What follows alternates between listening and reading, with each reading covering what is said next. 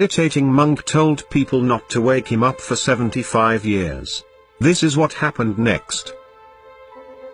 Immortality has been one of the most sought-after ambitions of humanity since time immemorial.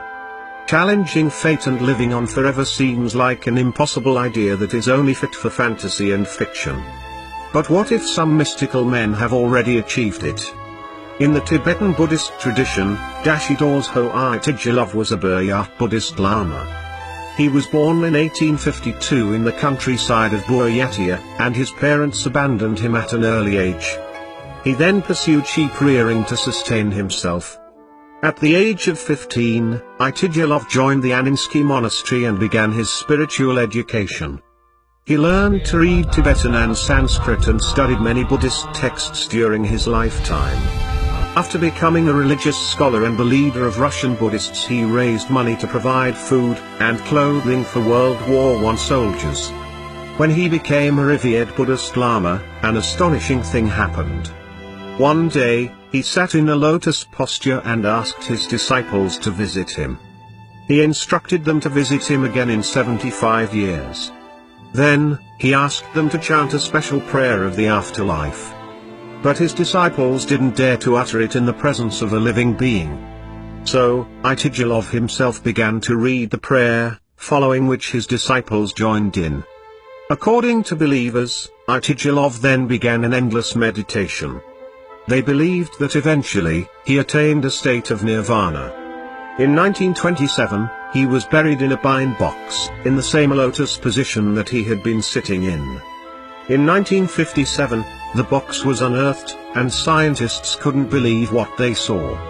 Tijilov's body was remarkably intact. Studies conducted on his body showed an astonishing observation. His body had no signs of decay. There was no smell, and his skin seemed intact. His weight had not changed much either. After a change of clothes, Tijilov was buried again, only to be unearthed in 1973. The body remained very much intact. Since 2005, all the studies on his body have been suspended due to the instructions of another Lama. Since 2002, Tijilov's body remains above ground permanently, behind a glass casing. The surprising condition of his body has become a matter of deep curiosity among scientists. However, Tijilov isn't the only monk who plunged into deep meditation.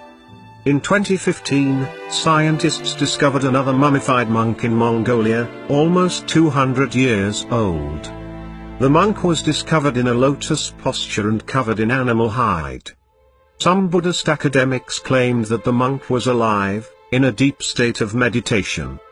The body was almost completely intact and seemed to be a Lama or a Tibetan Buddhism teacher. Another expert claimed that the monk might have been in a rare spiritual state known as Tukdan. Some believe that he might have been the teacher of Dashi Dorje Tijilov. The past and truth about both the monks remain a cryptic mystery. The quest for immortality hasn't escaped in any culture around the globe. Diane de Poitiers, who was a French noblewoman and courtier, was considered really beautiful. She became King Henry II's royal mistress and advisor. She practically controlled everything that happened in court. It is believed that she is the only royal mistress who managed to achieve such an intensive influence on the king. Surprisingly, even at the age of 50, Diane looked very young and beautiful. She was immortalized in several paintings and sculptures. But how did she manage to stay young? This secret was revealed several centuries later. When scientists dug up the remains of Diane in 2009, they discovered unusually high levels of gold in her hair. They theorized that the lady regularly took drinkable gold to preserve her youth. However, it is quite likely that this potion was the very cause of her illness that ultimately took her life. Another man to strive for immortality was Alexander Bogdanov. Alexander was a Russian scientist, revolutionary, writer, and thinker. In his book, Alexander believed and wrote that transfusion from young people could help rejuvenate aging bodies. Many high-level officials supported his weird theory. At first, his experiments seemed to be quite successful.